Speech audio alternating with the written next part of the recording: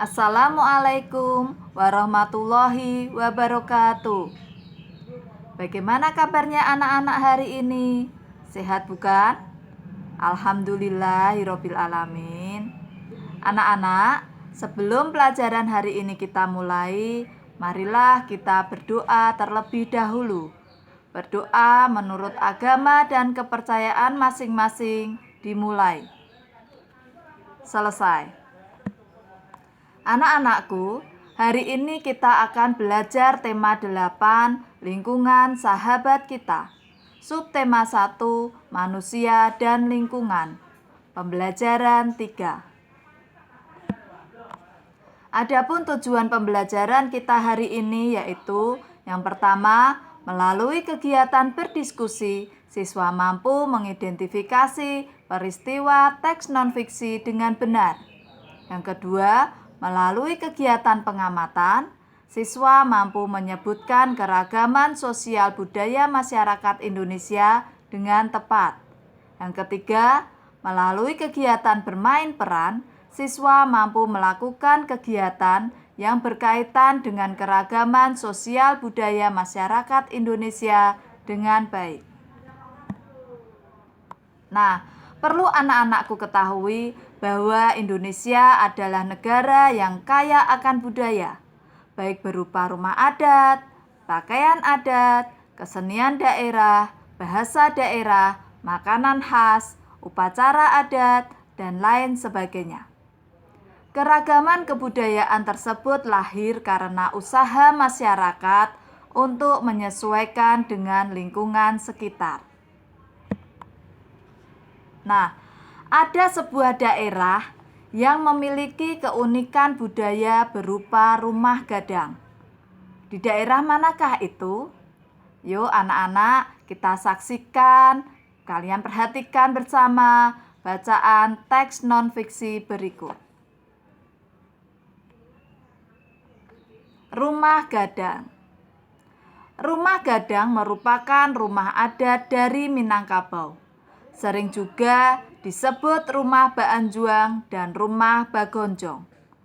Rumah adat Sumatera Barat ini mempunyai ciri-ciri yang khas, yaitu bentuk atap yang melengkung seperti tanduk kerbau dan badan rumah landai seperti badan kapal. Menarik lainnya, rumah gadang aslinya tidak menggunakan paku untuk merekat dan menyambungkan dua bagian kayu, namun menggunakan pasak. Jadi, saat terjadi gempa, rumah berayun mengikuti ritme gempa, sehingga tidak akan roboh. Asal-usul bentuk rumah gadang sering dihubungkan dengan cerita rakyat Tambung Alam Minangkabau. Cerita tersebut bercerita tentang kemenangan orang Minang dalam peristiwa adu kerbau dalam melawan orang Jawa. Bentuk-bentuk yang mirip tanduk kerbau tersebut sering digunakan orang Minang baik sebagai simbol maupun sebagai perhiasan. Nah, anak-anakku, selain rumah gadang, ada juga rumah adat dari daerah yang lainnya. Contohnya seperti rumah panjang dari Kalimantan Barat.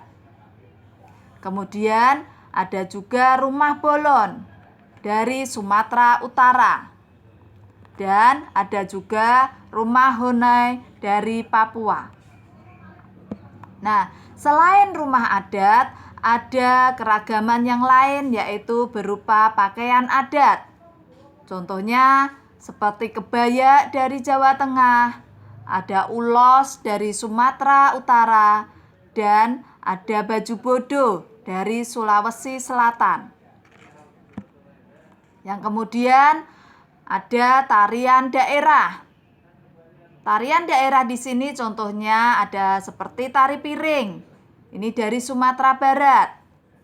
Ada juga tari kecak, ini dari Bali. Dan ada tari saman dari Aceh. Kemudian ada senjata tradisional. Contohnya seperti rencong dari Aceh, celurit dari Madura, dan badik dari Sulawesi Barat.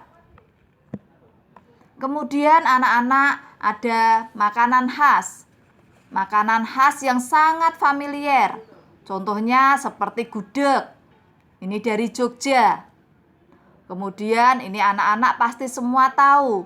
Empek-empek. Dari manakah itu? Ya, empek-empek dari Palembang. Ya. Kemudian ada juga rujak cingur. Ya, rujak cingur ini dari Jawa Timur. Ya. Nah, anak-anakku, itulah beberapa contoh keragaman budaya yang ada di Indonesia. Setiap provinsi itu memiliki keragaman budaya masing-masing. Kesimpulannya adalah dengan mempelajari keragaman budaya yang ada di Indonesia, kita tahu bahwa setiap daerah itu mempunyai keragaman budaya masing-masing. Untuk itu, kita harus hidup rukun dan saling menghormati antar budaya. Ya. Nah, itulah anak-anak yang bisa Ibu sampaikan. Semoga apa yang sudah Ibu sampaikan tadi bisa bermanfaat bagi kalian.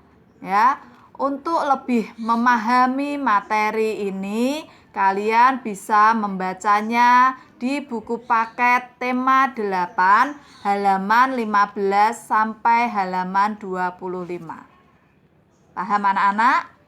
Nah, ingat pesan Ibu ya, tetap patuhi protokol kesehatan 3M. Tetap memakai masker, menjaga jarak, dan mencuci tangan menggunakan sabun dengan air yang mengalir. Demikian yang dapat Ibu sampaikan. Terima kasih. Wassalamualaikum warahmatullahi wabarakatuh.